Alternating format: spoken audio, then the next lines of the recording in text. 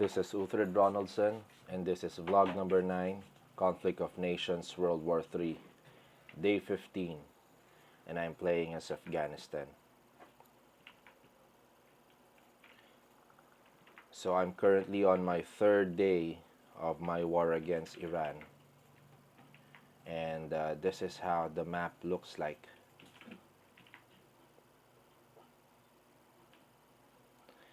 Iran still has holdouts and still has a free city in Baku, although that city is an occupied one, so he won't be able to build any units in Baku.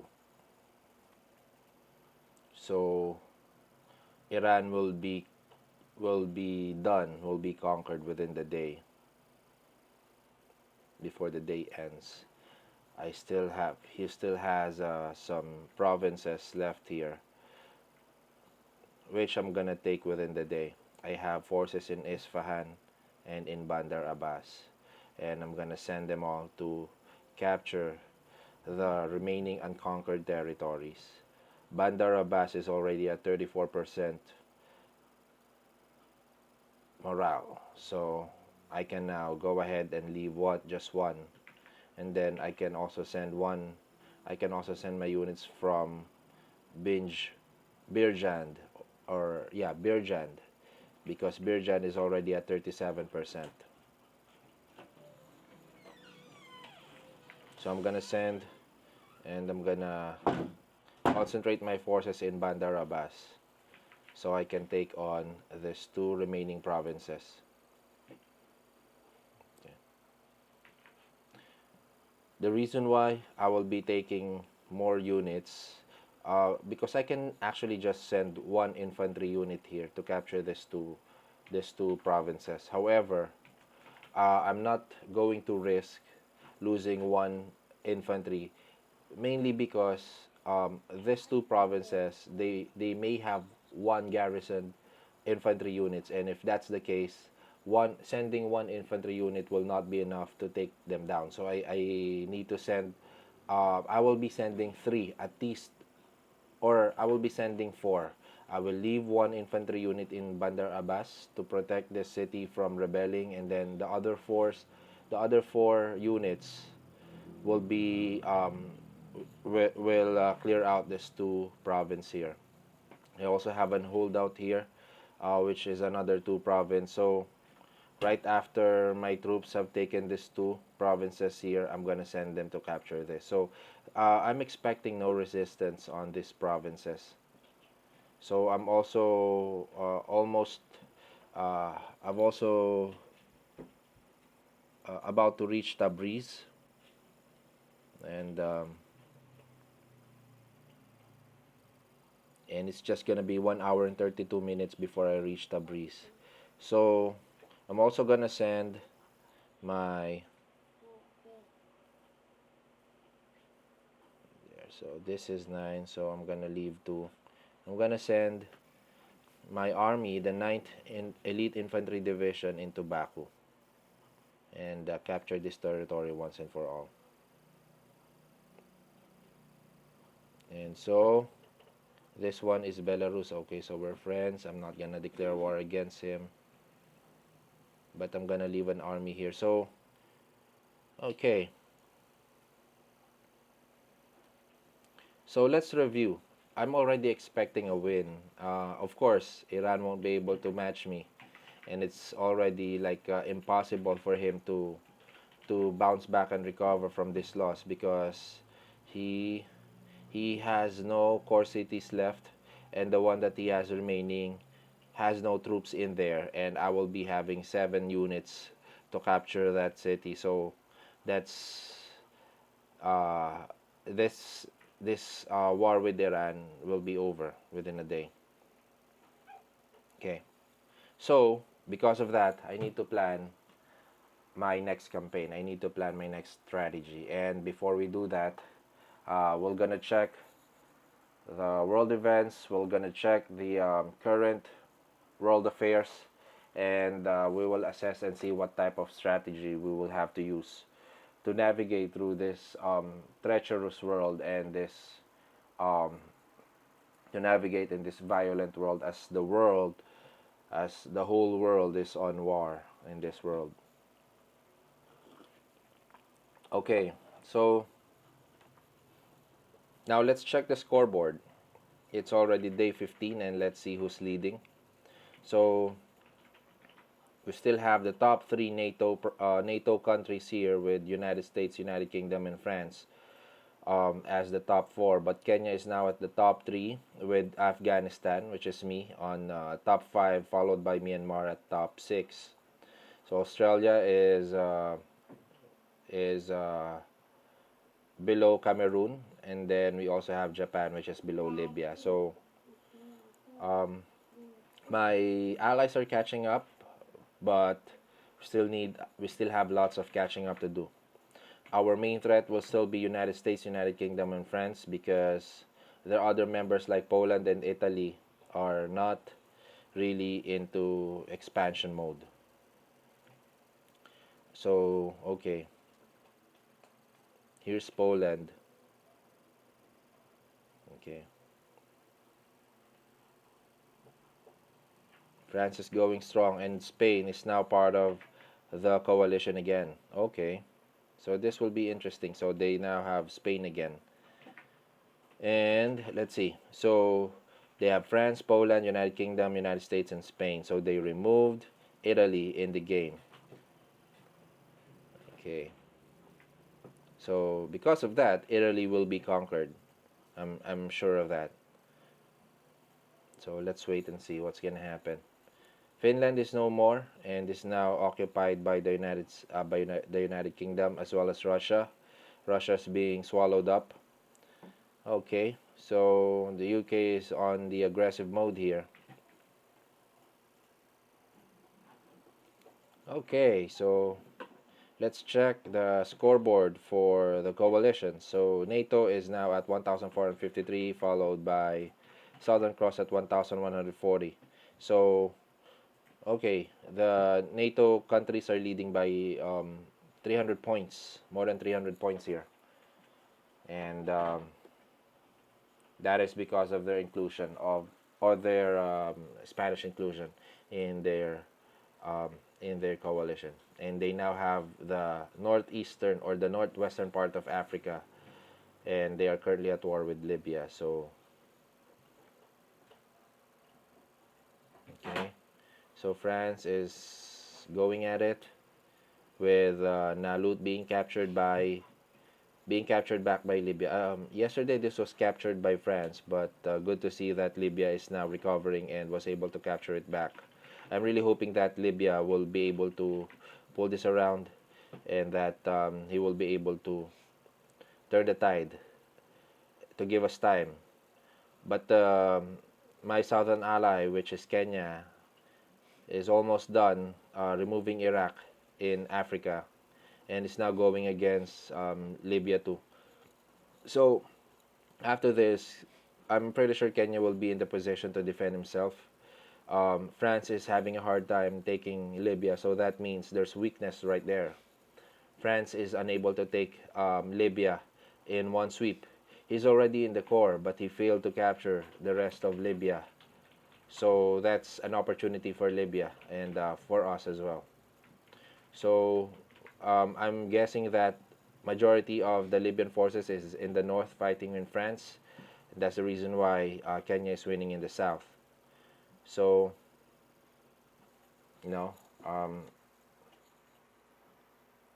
it's really good if Kenya will be allying with France for now, because if I'm in his position, I'm gonna clear out Iraq here, and then make peace with Libya, and I'm gonna probably conquer Namibia. That's what I'm gonna do, so that I will have fewer human players near my borders. So once I capture Namibia, if I was Kenya, then the new border will be Angola, and so that will be a safer border rather than Namibia, because Namibia may do a surprise attack here in South Africa, and that will be dangerous for Kenya because he will have to defend his his borders are too stretched here.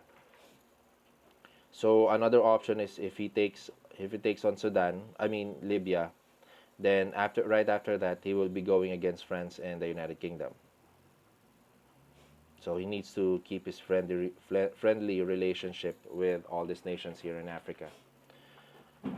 Okay, so that's the current scenario. That's one of the scenarios that I'm looking at here in Africa as the NATO coalition are becoming aggressive and expanding their territories. Okay, let's check the events. So I've conquered Bane. This one is this province. And then National Guard. So I've created new level 4 National Guards. Malayir, okay.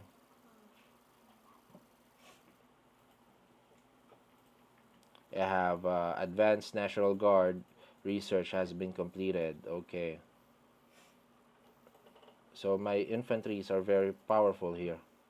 And I have 3,400 rare materials that I can use for upgrade. So I'm gonna definitely upgrade some units here. And I have 16,000k. So I think I'm gonna go for the Navy because why should I build the Navy? Here's the reason why. I only have one city that is producing ships, and that is Hyderabad in Pakistan. So because of that, I need to continuously build ships. And why do I need to build ships continuously?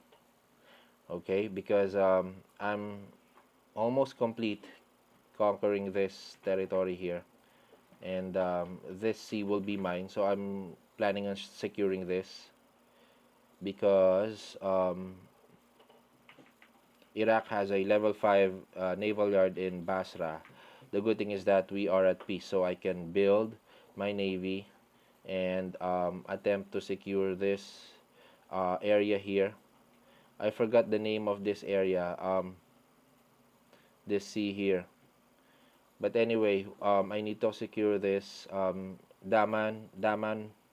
Damam has no naval yard, so that will be fine. This one will be my playground here once I have captured Basra. I'm gonna be declaring war in Iraq right after Iran. So that's probably gonna be 24 to that's gonna be 48 to 72 hours depending on my instinct. If I feel like I'm ready to take on Iraq, then I will. But I think I can. The only thing that Iraq probably have done here is that he probably have sent his forces back home uh, to his core, to his homeland. Why? Because um, that's gonna be the smartest thing to do. He is at war with Kenya, so if I was him, I'm gonna leave that territory because I will be under attack. I will be expecting an attack against the NATO nations here, like what Libya is already experiencing. If I was Iraq, I would have conquered Arabia, the Arabian Peninsula, because that will give me a strong base of operations rather than sending my forces outward and scattering them. So what's the use of conquering Ethiopia if you need to travel all the way up here to the Red Sea, or it's gonna be a long it's gonna be a long way.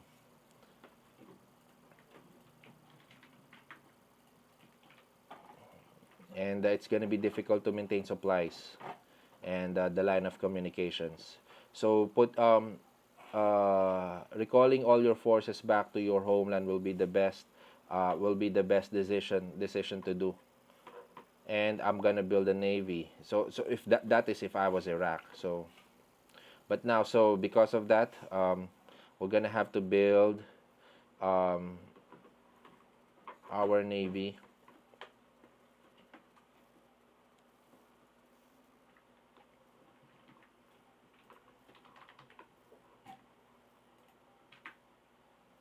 I'm not gonna upgrade them yet. I'm gonna just continuously build and create new um, naval units. Okay. So my upgrade will go to. So what should be our upgrade? So we will be facing Iran. So let's check. Let's check the news. What type of units does Iran has? So this is the news for day 15. So Cameroon still at war. Um, Australia has occupied Zamboanga. Okay, very good. Iraq and Kenya at war. Djibouti had fallen and is now under Kenyan control. Libya, one casualty. Okay. Libya and France. Libya has 5,260 casualties while France has 9,466. The 11th Infantry Battalion, Libya, has been destroyed by the 12th Infantry Division. Okay, this is in Tamasa. Okay, so there's an intense war going on.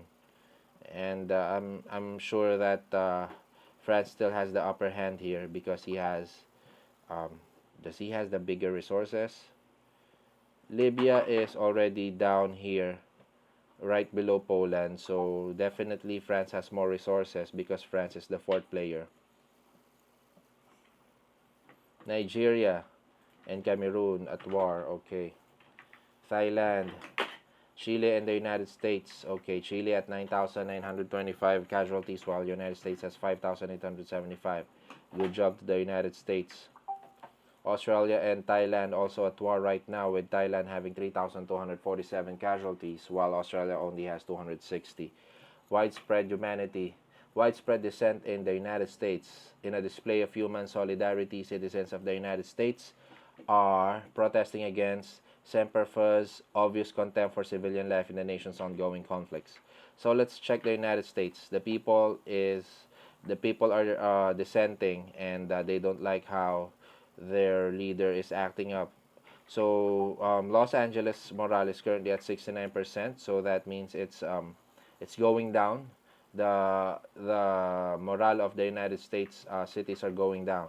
So if this continues uh, for, let's say, 1 week, 2 weeks, 2 more weeks, definitely some of his cities will rebel.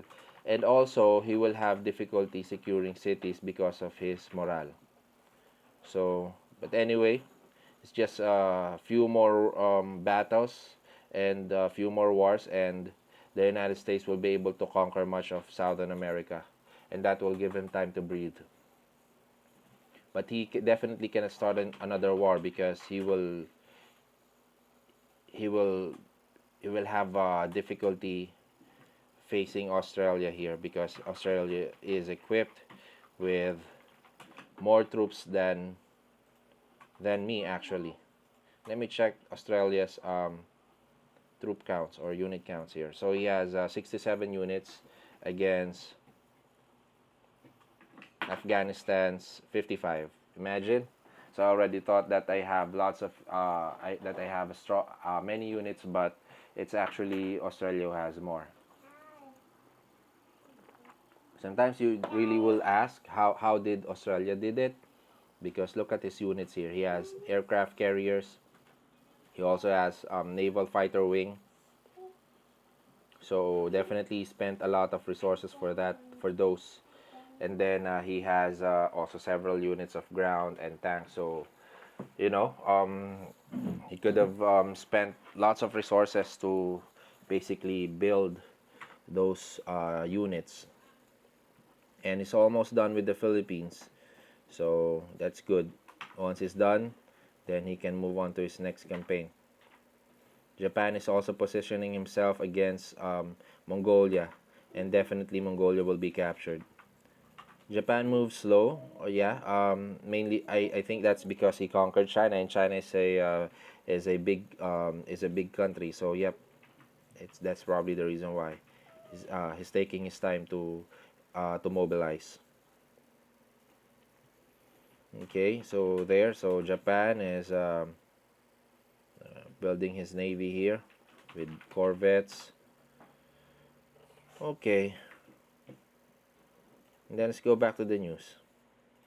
World's largest economy. So we have the United States, top one, United Kingdom, top two, Kenya, top three, and Afghanistan, top four. So we have a bigger industrial or economical capacity more than France, which is at 24,000.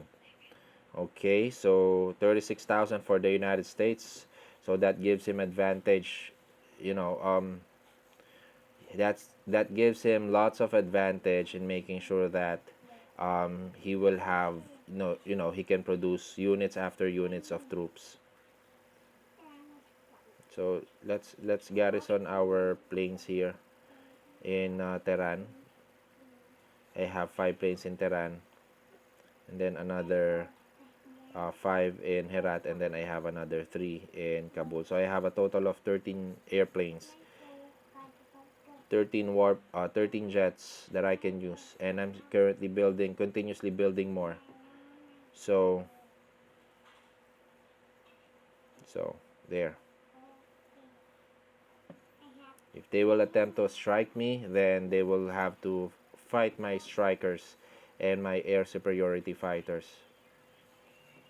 So let's check again. Okay. Iraq has 21,000 in terms of his economy. Iraq. So let's check Iraq and see what his forces are composed of. Okay. So no lost units yet. So 2 days without losing any units. So the last time he lost units was um, 2 days ago, day 13. So he lost motorized infantry, combat recon vehicle. So he lost 2 motorized infantry and 2 combat recon vehicles. So he definitely had researched his combat recon. And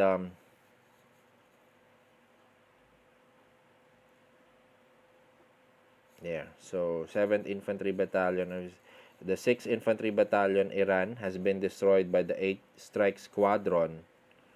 Okay, so he has an 8, so he has a squadron of fighters. Okay. So that is something that I have to deal with, and I need to, that's worrisome because he has fighters, and I am not online all the time, so he can use his fighters to decimate all my ground troops while I'm inactive, and they will be defenseless. So I need to come up with a strategy here, and that means I have to build anti-air before I launch my attack. So I need to build mobile SAM launcher because he has no helicopters or gunships. So I'm gonna build mobile SAM launchers. If I do this, I'll get 9.5 protection against winged aircrafts compared to the mobile anti-air, which only has 4 against winged aircraft, but it also has rotary um,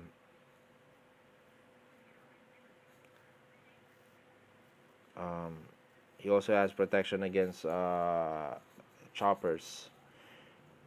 Okay, so the last game that I had, I did not build any SAM launchers. I only equipped my anti-air was mainly mobile anti-air vehicles. So okay, so now I have to make a decision. Should I rely on the mobile anti-air because this one can cover both fixed wing as well as rotary wing, or should I upgrade or research mobile SAM launcher because this has protection against missiles and rotary wings. So I think I'm gonna go for this one, SAM launchers, because later on I will be facing missiles, and I'm gonna need SAM launchers to defend my troops against missiles. So I'm gonna build SAM launchers and I'm gonna upgrade them. So I'm gonna upgrade them to level 2, improve surface to air missiles, present an extended threat envelope to an inbound air target. Okay. So so I'm gonna build the SAM launchers here to protect my troops against any uh, foreign airplanes. But it's just a squadron, but definitely there's a possibility that he can upgrade all of them. So he already has a level, I think that's a level 3. Level 3, um, level 3 airport. So if I'm gonna do an attack, I will surprise him by bombing Baghdad. So that's what I can do. So I can do a preemptive strike against Baghdad and destroy this airport here. And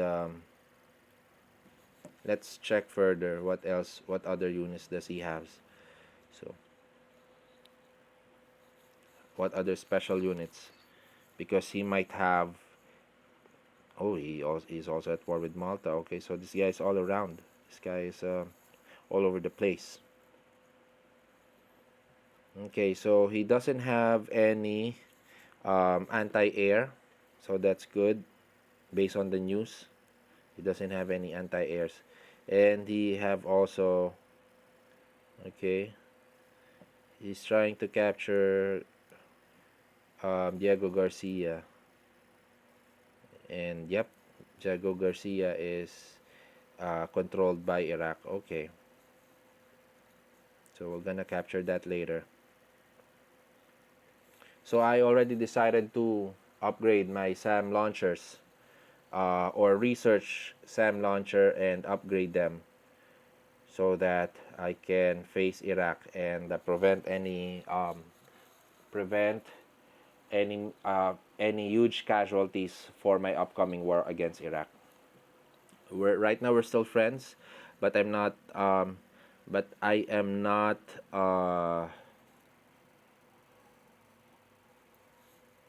I don't feel safe and secured and complacent with Iraq still standing. So I'm gonna definitely take him out because he might do a preemptive strike and, you know, decimate my forces here. My forces are scattered. I have lots of forces here in Tabriz, and then I also have some going in Rast. So my only advantage is that I left just a few troops in my core cities there, and this one has a 5.3 defense. Now I also have my planes, and this one will have a 19.8 defense against airplanes. Whew. So I'm really hoping that he has no fighter wing or something like that, like 5 planes that can counter my planes. And I hope that he won't do a preemptive strike, because if he does, then I'm gonna lose many troops before I can respond. And I don't like losing troops. I don't like losing troops from my enemies. Okay? So right after Iraq, what will we do after Iraq? Okay? I mean after, yeah, so we're almost done with Iran, and then what's gonna happen there is I'm gonna make sure that I will leave a garrison here in Baku to protect myself from Belarus. I don't trust Belarus here, even though he's losing against NATO, or he's surrounded by NATO, but I don't trust him, and I'm gonna make sure that I garrison my captured city, especially Baku, which is in the north. I am not concerned about the countries in the Caucasus because, you know, those are bots, and I am friends with bots. And I have another captured city here, which is Maran. So I'm not gonna capture the Caucasus nations here. I'm gonna go straight to Iraq. Now, once I have Iraq here, my map will cover India up to Iraq. So I almost have the same expanse as the Persian Empire. Almost.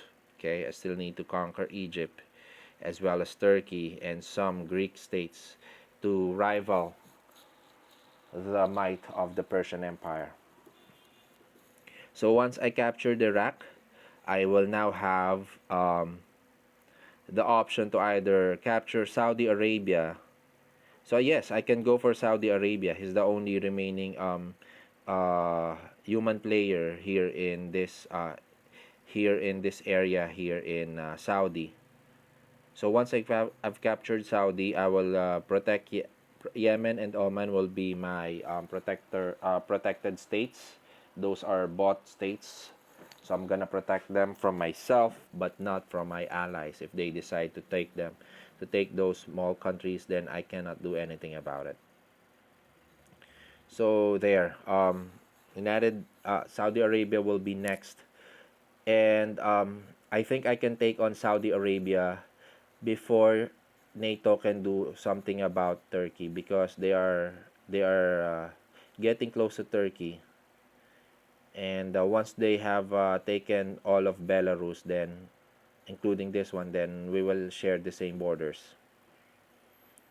Whew. So that's a lot of information to digest, I believe, but there's a lot of things going on right now in this world, especially in this world of conflict of nations in this game. So once I've captured Iraq, I'm not gonna go to war against Libya. I will stay as friend with Libya.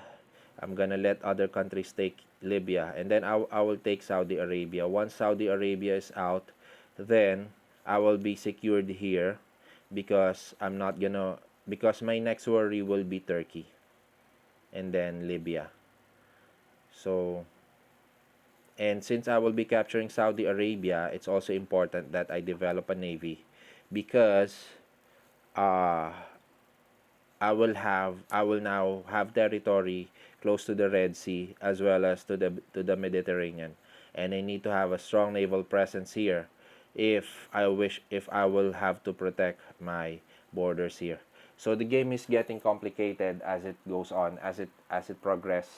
The basic strategy that I have of using planes as well as basic infantries like motorized and national guards will not be enough to win this game. So I'll have to build more complicated and more advanced units such as SAM launchers, the howitzer. Howitzer is one of my favorite. I'm gonna build one. I'm gonna research that also um, soon, and then I'm gonna. Yep, I already have a strong air force, so I'm gonna build my navy and make them the strongest in the area. So right now, my goal is to continuously build, just like what I'm doing with planes. I'm not gonna stop uh, building ships.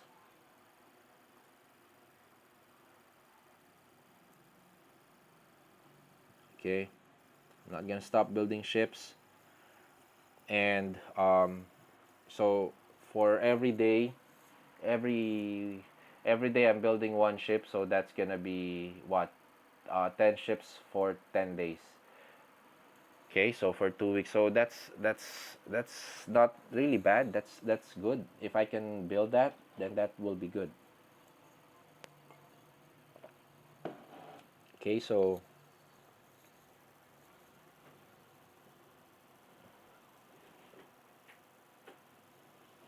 that's the current state of the world affairs in this game of conflict of nations World War III.